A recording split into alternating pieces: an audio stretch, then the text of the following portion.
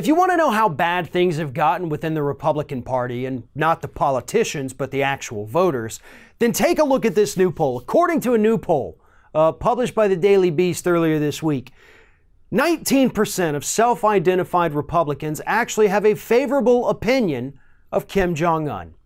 19% think that, hey, Kim Jong-un's not that bad of a guy.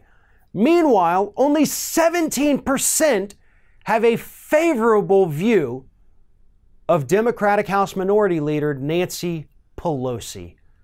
17 to 19. They would rather, I guess, have Kim Jong-un as the minority leader in the House than they would Nancy Pelosi. They think that a brutal dictator who murders his own people, who has kidnapped and imprisoned and killed American citizens, they think that he is somehow better than Nancy Pelosi. The thing with this is that this is what tribal politics brings you. That is what this is about. Republicans would rather look favorably upon a dictator than they would a Democrat. And to be honest, I don't think a lot of Democrats would be that different on the far end of the scale. Because we have plenty of hardcore DNC-loving, flag-waving Democrats who would rather die than ever say a kind word about a Republican. But that is tribal politics here in the United States, and that is what is driving so many people crazy. It's always us versus them, right? It's always my side versus your side versus my side on every single issue. There's no common ground.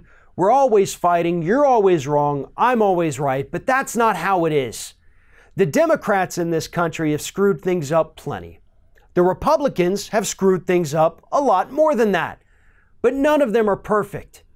But what happens when we have these tribal bands is that we never ever see progress here in this country. Things get further polarized. So when there is a shift in power and the Republicans take over, they won't work with Democrats. And then when Democrats get power back, they won't work with Republicans at that point. Because that hatred just continues.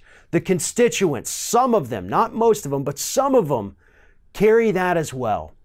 And that's why we see this younger generation, the millennials, wanting to abandon Democratic and Republican parties. They don't want to be a part of this. They want to address issues, not favorability ratings, not who's right, who's wrong, who's somewhere in between. They want somebody that's just going to go out there and do the damn job. Because right now we don't have that. We have two different tribes in Washington, D.C., each fighting for their own future. Not for the future of the public, not for the good of the country, but for the good of their next campaign, for the good of their donors. And that is never going to lead to any progress here in this country.